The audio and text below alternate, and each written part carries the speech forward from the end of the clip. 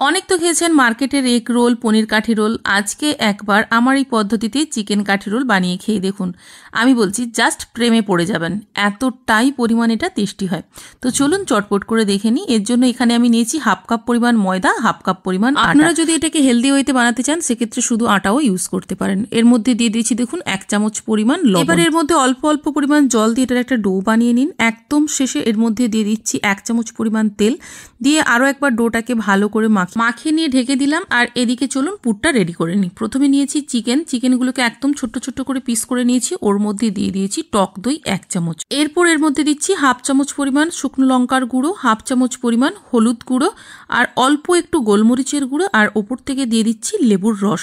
লেবুর রস মোটামুটি এখানে আমি 1 চামচ পরিমাণ দিচ্ছি। এরপর সমস্ত উপকরণগুলোকে ভালো করে মাখিয়ে নিয়ে এটাকেও একটু সাইড করে দিলাম। এটাকে মিনিমাম 10 থেকে 15 মিনিট মতো রেস্টে রেখেই কিন্তু আপনারা এটাকে রেডি করে নিতে পারবেন।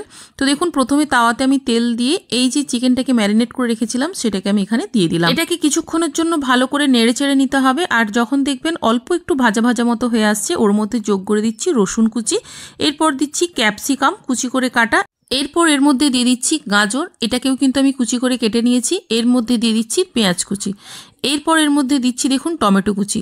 সমস্ত উপকরণগুলোকে দেওয়ার পর এটাকে আরও একবার ভালো করে নেড়েচেড়ে নিতে হবে। যখন দেখবেন যে সমস্ত উপকরণগুলো অল্প একটু ভাজা ভাজা মতো হয়ে আসছে, ওর মধ্যে দিয়ে দিচ্ছি লবণ, হাফ চামচ পরিমাণ লবণ দিয়েছি, হাফ চামচ পরিমাণ এখানে লঙ্কার গুঁড়ো দিয়েছি। লঙ্কার গুঁড়োটা এখানে অপশনাল, আপনারা চাইলে কাঁচা লঙ্কাকে কুচি করে কেটেও দিতে পারেন। এরপর ওপর থেকে ছড়িয়ে দিচ্ছি ধনেপাতা।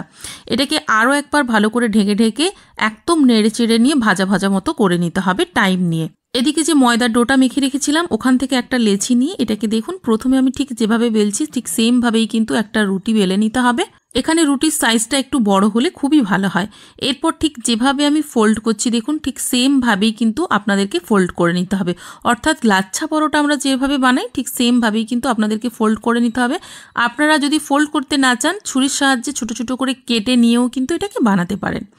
তো দেখুন এখানে আমার ফোল্ড করা হয়ে গেছে। এবারে এটাকে 2 হাত দিয়ে হালকা একটু টেনে নিতে হবে। টেনে নিলে ঠিক দড়ির মতো একটা আকার হয়েছে।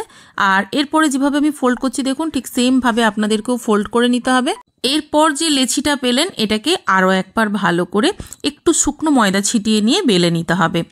আর এদিকে দেখুন আমার মোটামুটি এই চিকেনের যে পুরটা এটা মোটামুটি রেডি। এটাকে একটু সময় নিয়ে করবেন। আর হ্যাঁ, এটা কিন্তু ভীষণ হেলদি হয়। তো দেখুন এখানে আমি এটাকে আরও একবার বেলে নিচ্ছি। এটাকে বেলে একটা রুটির শেপ দিয়ে দিলেই কিন্তু এটা রেডি। এটাকে আপনারা চাইলে তেল দিয়েও বেলতে পারেন অথবা এমনি ময়দা ছিটিয়েও কিন্তু বেলতে পারেন।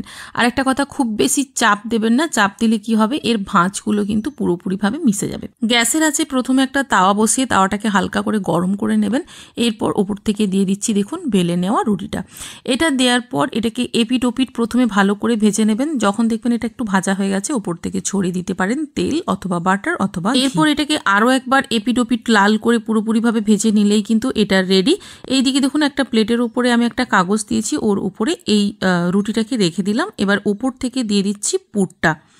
তো এই পুরটাকে যেভাবে আমি দিচ্ছি সেমভাবেই কিন্তু দিতে হবে। আপনারা চাইলে এখানে উপরে শসা কোচানো, গাজর কোচানো বা কাঁচা পেঁয়াজ আপনারা অ্যাড করতে পারেন। আমি কোনো কিছু এখানে দিলাম না।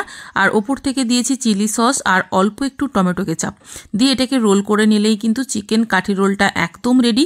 খেতে ভীষণ টেস্টি হয়, তার সাথে এটা কিন্তু হেলদিও। বাড়িতে অবশ্যই একবার বানিয়ে দেখুন। আর হ্যাঁ, কেমন হচ্ছে জানাতে একদমই ভুলবেন না। আজকে এ পর্যন্তই, দেখা হবে পরবর্তী।